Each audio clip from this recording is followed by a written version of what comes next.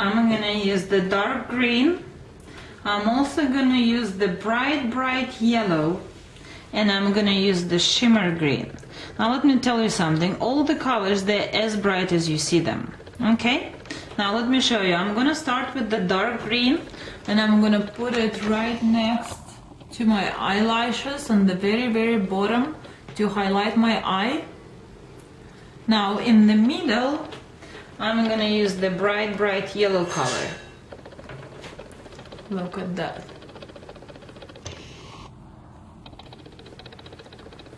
It's really beautiful. It's very different combination because it's green and yellow, but it's very summery at the same time.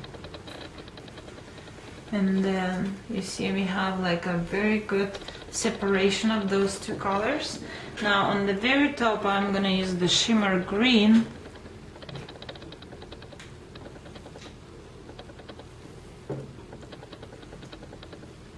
But remember, you don't smudge colors too much because you do want to see the separation of those three colors, because this is the whole trick of this makeup look.